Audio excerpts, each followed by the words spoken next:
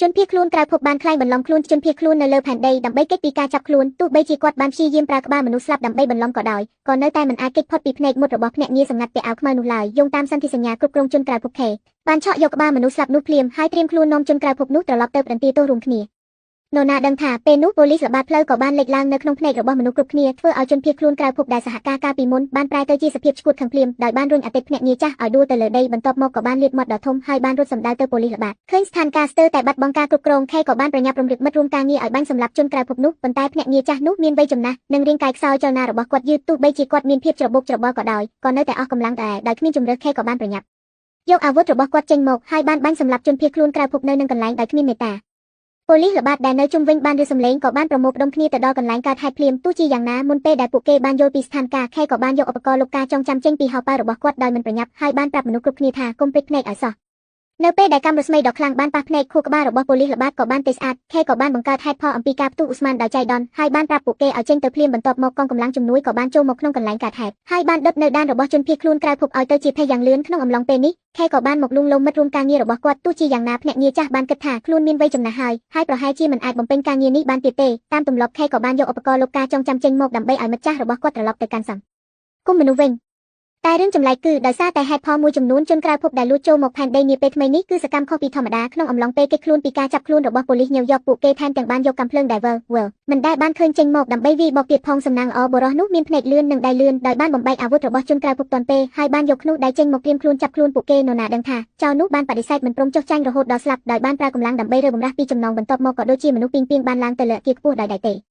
េទស្សនវិជ្ជាចម្លែកនេះបានធ្វើឲ្យវើមានការភ្ញាក់ផ្អើលយ៉ាងខ្លាំងមិនអាចគិតច្រើនគាត់ក៏បានបំបែកកញ្ចក់ហើយបានរត់ឡើងជណ្ដើរយ៉ាងលឿនហើយទីបំផុតក៏បានស្ទាក់ចាប់ជនក្រៅភពនៅច្រកចេញលើដំបូលអគារឃើញគ្មានផ្លូវរត់រួចចោលនោះក៏បានបោះបង់ការតស៊ូហើយបាននិយាយថាពិភពលោករបស់មនុស្សនឹងត្រូវវិនិច្ឆ័យហើយតើខ្ញុំទៅមុនមានបញ្ហាអ្វីទៅឬដូច្នេះវើក៏មានភាពងឿងឆ្ងល់យ៉ាងខ្លាំងហើយបានចាប់អារម្មណ៍លើភ្នែកចម្លែករបស់ចោលនោះទោះជាយ៉ាងណាមុនពេលដែលគាត់បានសួរពីមូលហេតុជាក់លាក់ជនក្រៅភពនោះក៏បានដើរទៅកែមដំបូលអគារដោយខ្លួនឯងហើយបានលោតចុះទៅដោយមិនស្ទាក់ស្ទើរការស្លាប់ដោយចៃដន្យរបស់ជនសង្ស័យបានធ្វើឲ្យវើមិនអាចគេចផុតពីការទទួលខុសត្រូវបានឡើយដោយត្រូវឆ្លងកាត់ការសួរចម្លើយនិងបានប្រាប់ពីដំណើរការចាប់ខ្លួនទាំងមូលប៉ុន្តែបទពិសោធន៍របស់គាត់ចម្លែកពេកមិនថាគាត់បញ្យល់យ៉ាងណាក៏ដោយក៏គ្មាននរណាម្នាក់ជឿដែរមានតែអ្នកពិនិត្យសាកសពម្នាក់ប៉ុណ្ណោះដែលបានមកក្បែរវើយ៉ាងអាថ៌កំបាំងដោយបាននិយាយថាអាចជួយគាត់ឲ្យរួចផុតពីការសង្ស័យហើយបានប្រាប់ឲ្យវើតាមខ្លួនទៅកាន់បន្ទប់ដាក់សាកសពដើម្បីស្វែងរកភស្តុតាងនរណាដឹងថានៅពេលដែលគាត់ទើបតែចេញពីបន្ទប់សួរចម្លើយរ៉ូឡា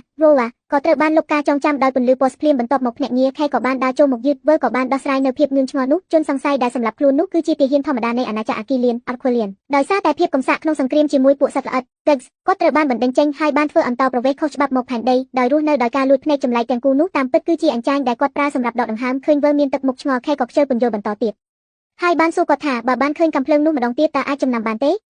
េទទួលបានការឆ្លើយតបច្បាស់លាស់ខេក៏បានសម្រេចចិត្តនាំវើទៅពិនិត្យអាវុធក្រៅភពជាមុនសិនមិនយូរប៉ុន្មានអ្នកទាំងពីរក៏បានមកដល់ហាងតូចមួយនៅក្នុងដែនសមត្ថកិច្ចដែលទទួលខុសត្រូវក្នុងការលក់របស់របរលួចក្នុងនាមជាប៉ូលីសវើតែងតែតាក់ទងជាមួយម្ចាស់ហាងឈ្មោះ Clearhead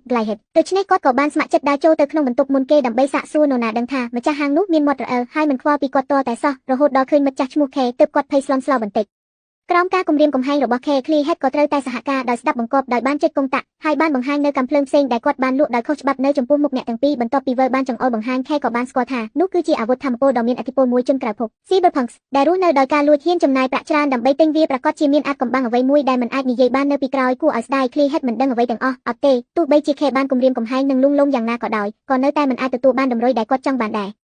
តើអ្នកចង់ឲ្យខ្ញុំជួយបកប្រែបន្តឬអ្នកមានសំណួរផ្សេងទៀត